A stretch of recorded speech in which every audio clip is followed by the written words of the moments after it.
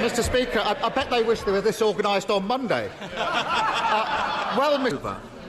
Failure to fix wanting and inadequate NHS buildings is putting patients at risk, isn't it, Prime Minister?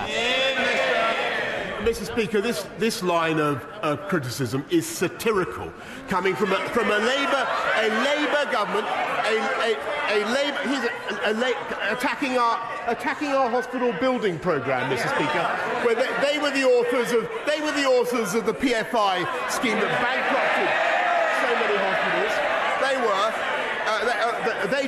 Mr. Speaker, what we're doing instead is building 48 new hospitals. Yes, we are.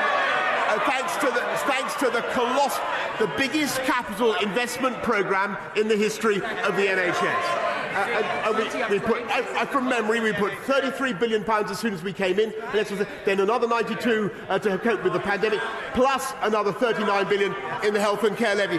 They opposed that funding. They opposed the health and care levy. They don't have a leg to stand on. We're building the foundations of our NHS's, our health services' future, and they should support it. Can I just say to both of you, you need to calm down, and there's two over here as well. The four of you could have a very nice cup of tea if you wish. Keir Starmer. Oh dear. Prime Minister. Dear, dear, dear.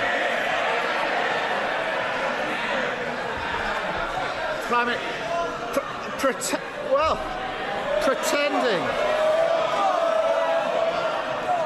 Mr. Speaker, pretending no rules for Prime Minister, he chunters on. Pretending no rules were broken didn't work. Pretending the economy is booming didn't work. And pretending to build 40 new hospitals won't work either. They want him to change, but he can't. As always with this Prime Minister, when he's falling short, he just changes the rules and lowers the bar. In March, he proposed changing the NHS contract. He wants to double the length of time patients can be made to wait for surgery, from 1 year to 2 years.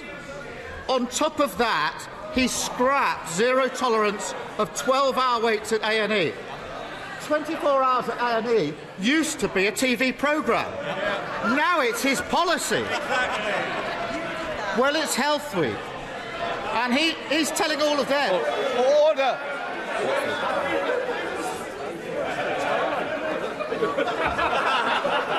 Mr. Cleverly, we've got a Tea Party gathering. I'm sure you don't want to be part of it. I will hear the question. The problem is, so do our constituents. I wonder if I were you, and I think one or two of you might be going early. What I would say is, look, I need to hear the question in the same way I expect to hear the answer. So please, Keir Starmer. Mr. Speaker, I bet they wish they were this organised on Monday. Well, Mr. Speaker, it's Health Week, and he's telling them he's going to turn over a new leaf. So why doesn't he start by scrapping his plans to greenlight wanting and inadequate NHS standards? Prime Minister. Mr. Speaker, look, I've got to tell him, I just think this line of attack is not working, Mr. Speaker. But it's not working. It's not working because they refuse to approve. Once again, I think the two of you need to calm down. So please,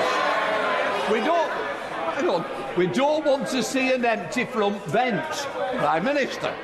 Look, we've not only raised the standards in the NHS, we're not only reducing waiting times for those who have had to wait the longest, Mr. Speaker, but what we're doing more fundamentally is doing what the people of this country can see is simple common sense, and that is using our economic strength to invest in doctors and nurses and get people on the wards, get people giving people their scans and their screens and their tests in a more timely manner and getting and taking our NHS forward.